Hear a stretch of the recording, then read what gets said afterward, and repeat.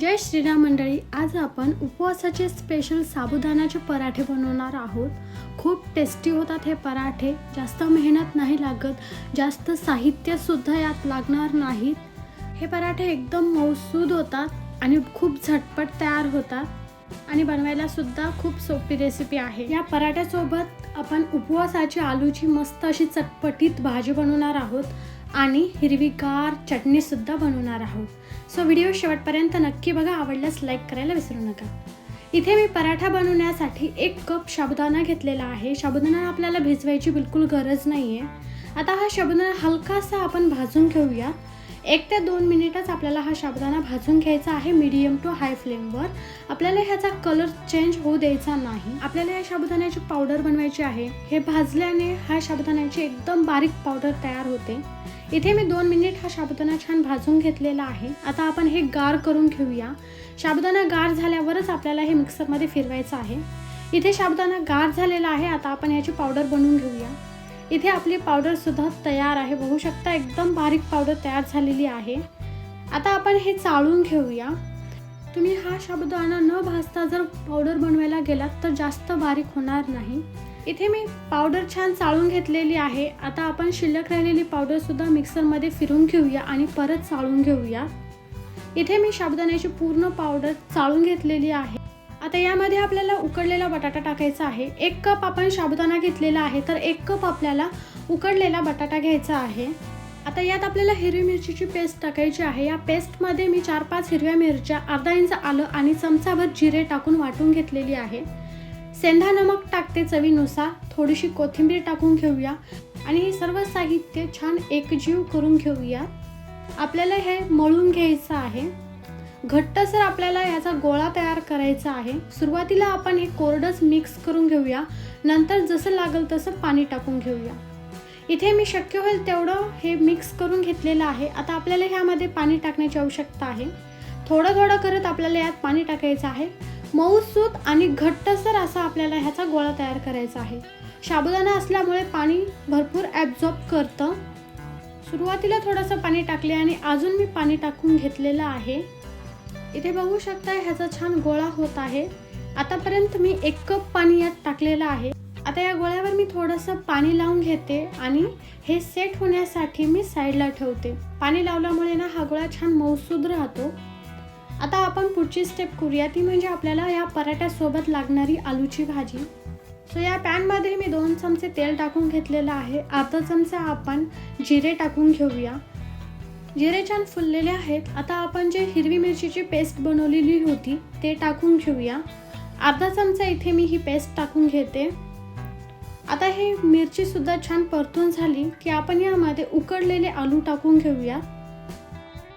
इथे मी 2 उकडलेले आलू कट करून घेतलेले आहेत। आता हे आलू आपण या तेलामध्ये छान परतून घेऊया। या पूर्ण रेसिपीमध्ये तुम्ही जे उपवासाला पदार्थ खात नाही ते नाही वापरलं तरीही चालते। इथे मी हे छान परतून घेतलेलं आहे। यामध्ये चवीनुसार सेंधा नमक टाकून घेते आणि हे मिक्स करून घेते। तर यामध्ये आपण 2 ते 3 चमचे शेंगदाण्याचा कूट टाकून घेऊया। शेंगदाण्याचा कूट तुम्ही थोडंसं जाडसर टाकून घ्या। माझ्याकडून हा थोडासा बारीक झालेला आहे। आता आपण हे छान मिक्स करून घेतलेलं आहे। 1-2 मिनिट आपण हे झाकण ठेवून वाफवून घेऊया। इथे आपली ही आलूची भाजी छान वाफल्या गेलेली आहे। आता यामध्ये आपण थोडीशी कोथिंबीर आणि लिंबाचा रस टाकून घेऊया। उपवासाची ही आलूची भाजी खूप साधी सोपी आहे, पण चवीला खूप छान लागते। लिंबाच्या रसामुळे नाही ह्या भाजीची चव अजून जास्त एन्हान्स होते। इथे आपली ही आलूची चटपटीत टेस्टी भाजी तयार झालेली आहे। आता ही भाजी झाकून साईडला ठेवूया। आता आपण एकदम टेस्टी चटपटीत हिरवी चटणी बनवूया। आता इथे मी हिरवी चटणी तयार करण्यासाठी स्वच्छ धुतलेली मूठभर कोथिंबीर घेतलेली आहे। यासोबतच मी यात काही काड्या सुद्धा घेतलेल्या आहेत, त्याने चव खूप छान येते। यामध्ये मी 1 हिरवी मिरचीचे तुकडे टाकलेले आहेत आणि 2 ते 3 चमचे भाजलेले शेंगदाणे टाकलेले आहेत। अर्धा चमचा जिरे टाकून घेतलेले आहेत आणि यामध्ये चवीनुसार सेंधा नमक टाकलेला आहे।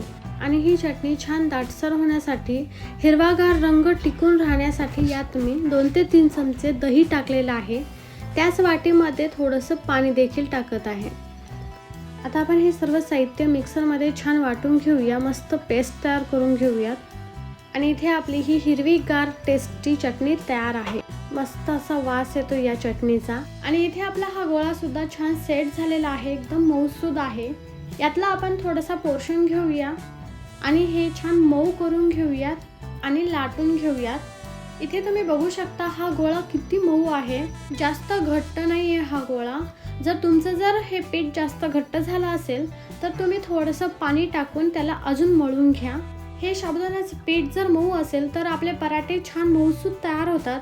इथे मी हा पराठा लाटून घेतलेला आहे. याच्या कडा छान दिसत नाही आहेत, त्यामुळे मी इथे एक प्लेट घेतलेली आहे आणि हे असे प्रेस करून ह्याच्या साईडच्या कडा मी काढून घेत आहे.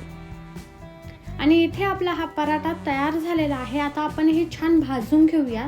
तुम्ही ह्या पराठ्याची जाडी बघू शकता, खूप जाड नाही आणि खूप पातळ सुद्धा नाही आहे. इथे मी गॅसवर तवा आधीच ठेवलेला आहे, तवा छान तापलेला आहे. आता आपण हा पराठा यात टाकून घेऊया आणि हलकंसं प्रेस करत छान शेकून घेऊया.